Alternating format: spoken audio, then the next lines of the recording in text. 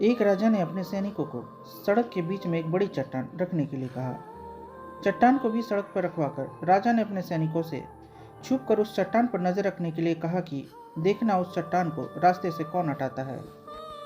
लोग उस जगह पर आते रहे और जाते रहे, लेकिन किसी ने भी उस चट्टान को रास्ते से हटाने की कोशिश नहीं की। उस चट्टान के पास से लोगों के गुजरने वालों में राजा के कुछ करीबी लोग और शहर के बड़े व्यापारी भी शामिल थे, और उनमें से कुछ लोग तो राजा को ही कोसने लगते कि क्या राजा इस चट्टान को भी रास्ते से नहीं हटवा सकता। लेकिन किसी ने भी उस चट्टान को रास्ते से हटाने का प्रयास नहीं किया। ऐसा काफी दिनों तक चलता रहा। एक दिन एक किसान अपनी सब्जियों के साथ उधर से गुजर रहा था। उसने चट्टान को रास्ते में पड़े देखा और सोचा कि सबको इस चट्टान की वजह से कितनी तकलीफ हो रही है। उसने अपनी मजबूत लाठी से उस चट्टान को एक तरफ धकेलने की कोशिश शुरू कर दी। काफी कोशिश के बाद वह उसे सड़क से हटाने में कामयाब हो गया।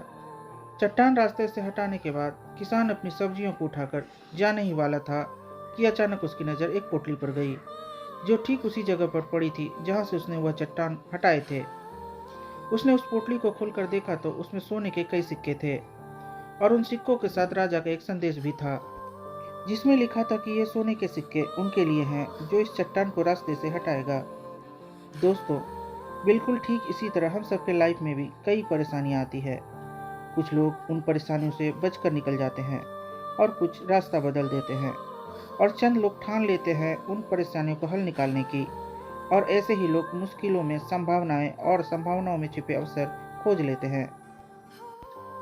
मजबूत इरादे और नेक दिल के साथ किए गए कोशिशों के परिणाम हमेशा ही अच्छे आते हैं।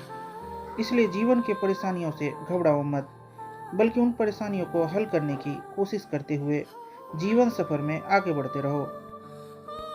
मेरे प्यारे दोस्तों एवं भाइयों, अगर आपको यह कहानी पसंद आई हो तो प्लीज़ इस चैनल को सब्सक्राइब और इस वीडियो को लाइक कर देना।